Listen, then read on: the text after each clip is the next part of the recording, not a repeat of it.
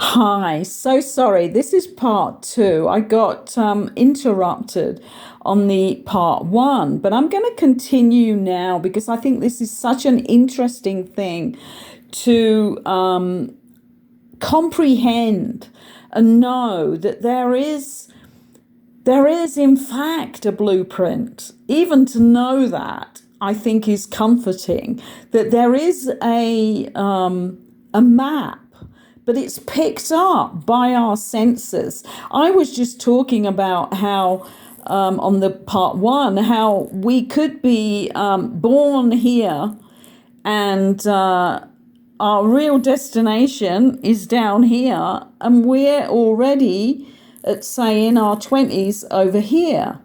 And what happens is at every juncture, at every junction here, at every left, right turn or choice in our life, there are differences in that choice. And we make choices by how we feel and how much we have opened up our energetic system, and in particular, opened up or healed our hearts in order for it to be opened up.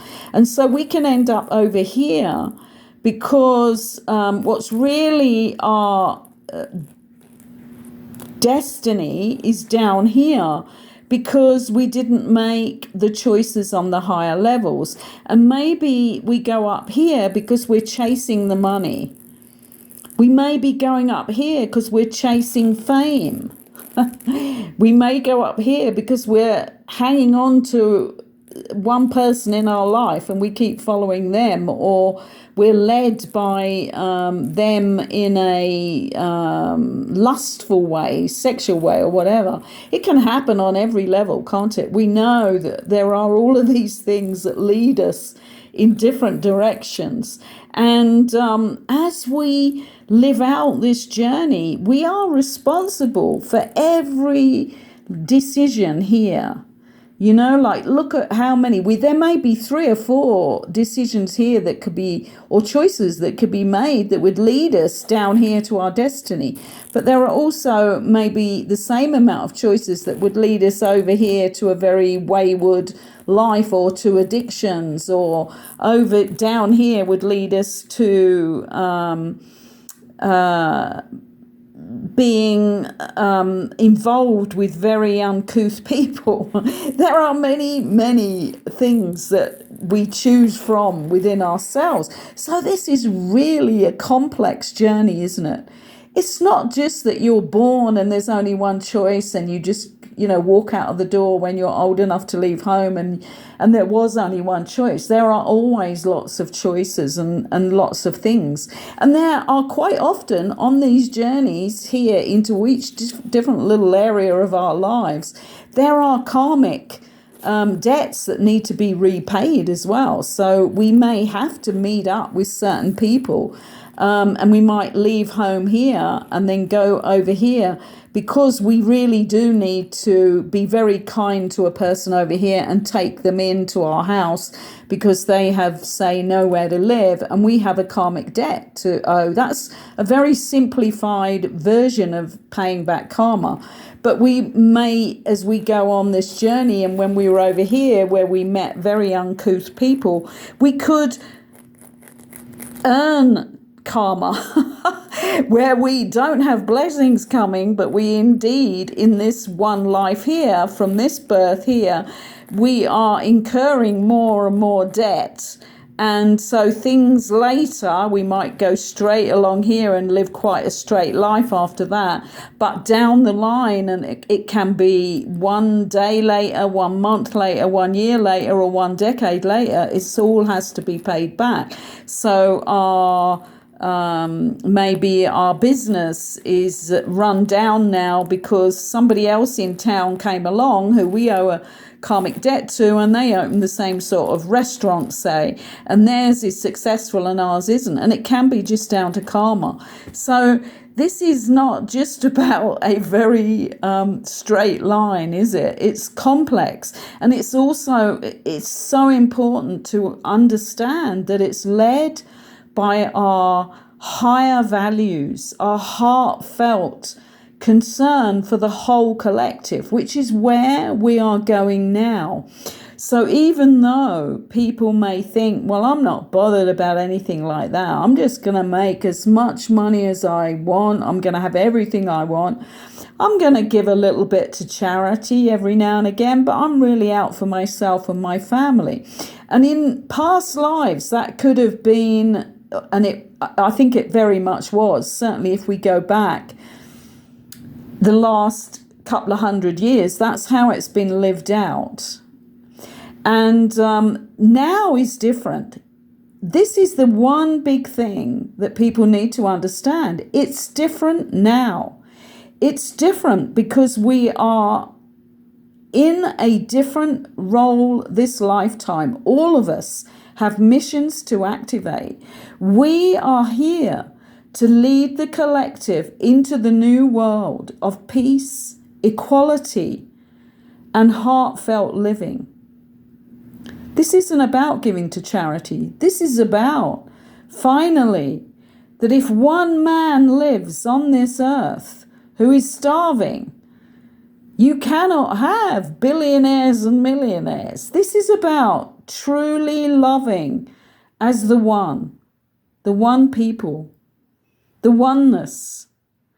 And so this time it's imperative that as you're birthed here, that at some point in your life, you pick up your real journey and you don't just think about yourself.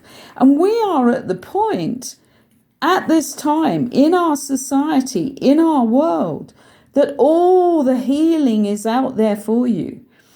There are many, many healers, spiritual advisors, spiritual teachers, and that was how it was meant to be. So there are no excuses for becoming, so entrenched in the lower levels with just your bottom chakras, your first 3 chakras activated, and that you do not activate your heart. Or you are pretending that you come from the heart and you're really beneath the mask, somebody else completely, and you are living through accumulation of your fast cars, your own jet aeroplanes, or your own boats and your own millions that you boast about in your bank accounts, or you're a billionaire, which is on steroids. Most of us can't even imagine how much that is and don't want to know how much that is when it is with one person. And that we have the mission through all of our blueprints to walk towards the light and the oneness. So I hope that just my simple, now we have 3 videos, first the short, and then we have these 2 videos talking a bit about this amazing, miraculous blueprint that we carved out for ourselves.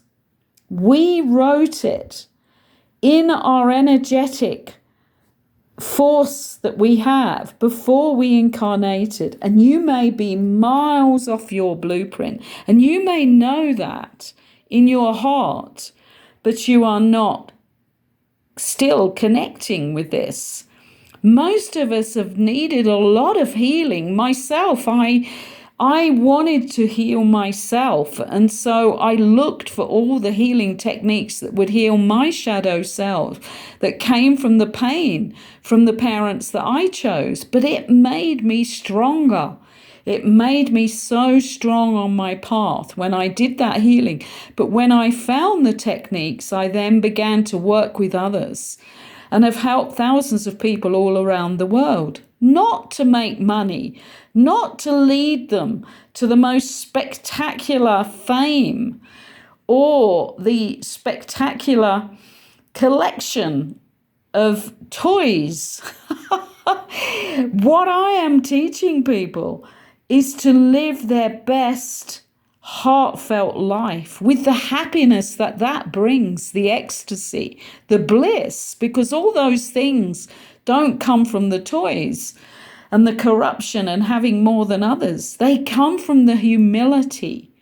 They come from the pleasure and joy of seeing others grow in the real way. And I see so many people still teaching people how to make money. I noticed that one of the top money gurus suddenly announced that he's doing a free course, and it's very different from what he's taught before. And I was certainly one person who wrote underneath that, thank God for that, because they really have been just serving out the same old information about how to get rich, how to be so-called successful by making money and getting to the top of their ladder. Well, as you can see, that in these blueprints, there's no ladders. This is a maze of good and evil. This is a maze of good decisions and bad decisions, or mediocre decisions and mediocre choices, because they're not all huge choices, as you already know if you're alive here. Some are small choices, others are large choices that we make. And sometimes for a while we make really mediocre choices from the lower levels because we're still codependent and need just to have people around, so we don't wait long enough to make the right choices. Or we have addictions, which mean we need lots of money, so we have to go out and get the top job with the top money because we're feeding addictions on all sorts of levels: alcohol, drugs, fast hits of pleasure, with striptease artists or whatever. There are so many choices, aren't there? But I hope I'm actually clarifying that even though you can't see a definite path here, that path, if this really was the blueprint in the dark here that we don't get to see, it is shining a light by every time you have a choice for the heart. That choice is there, and it will then shine the light on the next part of your blueprint. That's how it works.